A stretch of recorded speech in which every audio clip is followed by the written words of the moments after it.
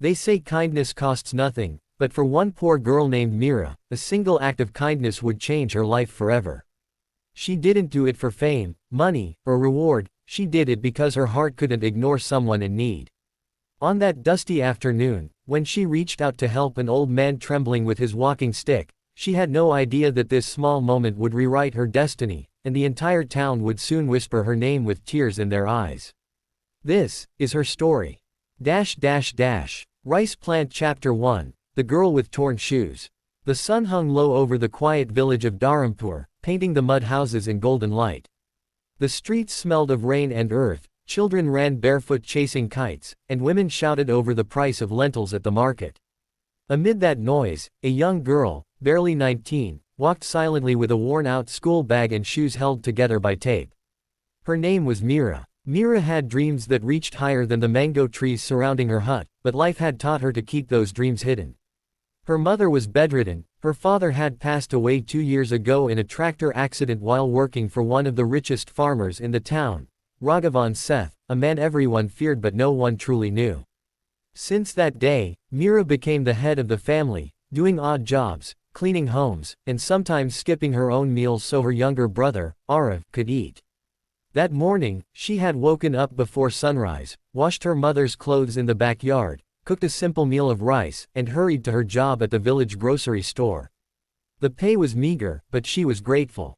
Every rupee mattered. Every smile from her mother kept her going. As the day ended, Mira left the store, her stomach growling with hunger. The sun was setting behind the banyan tree at the town's crossing. People rushed past, bicycles clinking, buses honking, vendors packing up. Amid all this chaos, Mira noticed an old man standing at the edge of the road. His hands trembled as he leaned heavily on a wooden cane, his body frail under a dusty shawl. Cars whizzed by, horns blaring, but no one stopped. Mira paused. For a moment, she hesitated. She was tired, hungry, and wanted to go home. But something deep in her heart wouldn't let her walk away. She turned back. "Baba, do you need help?" she asked softly. The old man looked up, his eyes clouded but kind. "These legs, they don't listen to me anymore," he said with a faint smile. Without a second thought, Mira held his arm gently and guided him across the busy street, shielding him from the honking vehicles. The world around them seemed to slow down. The breeze, the noise, everything faded except the sound of her footsteps beside his. When they reached the other side safely, the old man looked at her closely, his eyes glistening. "What's your name, child?" "Mira," she replied shyly. "You have a good heart, Mira," he said. "Not many stop to help an old man these days." She smiled. "My mother says when you help someone, you help God himself."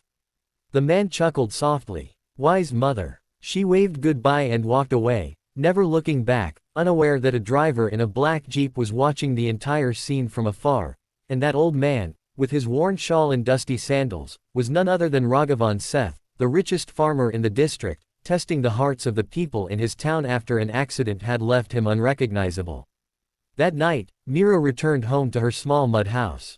Her mother coughed softly, and her brother slept beside her with his schoolbooks open.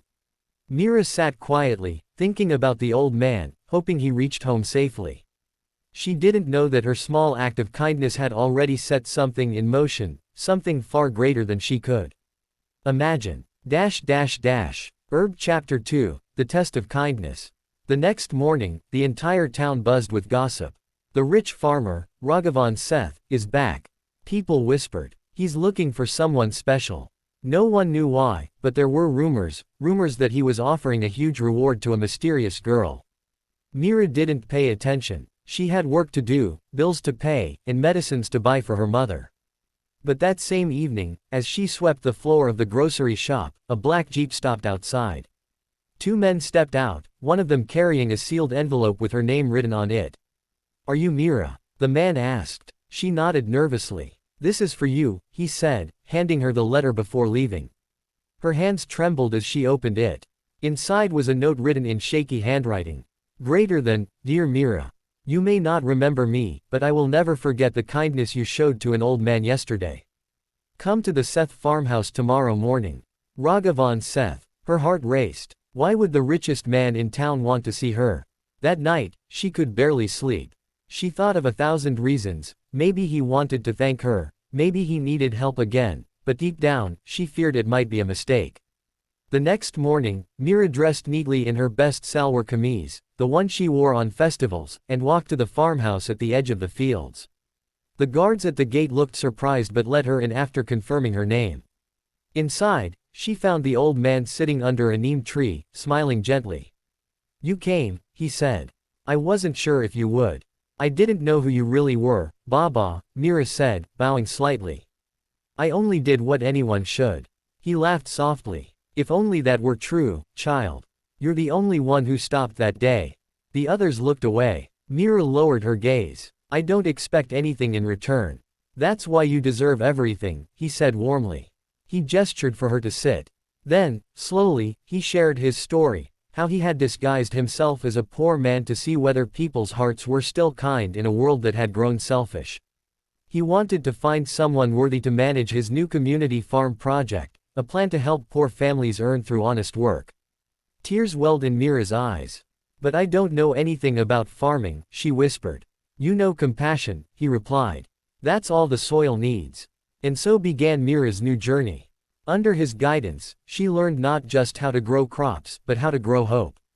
The fields that once stood barren now bloomed with golden wheat. Villagers who once mocked her poverty now worked beside her with respect. Years later, when Raghavan Seth passed away peacefully, he left behind not just his wealth, but a legacy, one that named Mira the new caretaker of his land and the hearts of the people he once ruled. As Mira stood at the edge of the fields one evening, watching the sun set over the same street where it all began, she whispered softly. "Kindness is never wasted, it always finds its way back." And somewhere, in the wind that brushed her hair, she could almost hear the old man's voice saying, "You helped God himself, my child.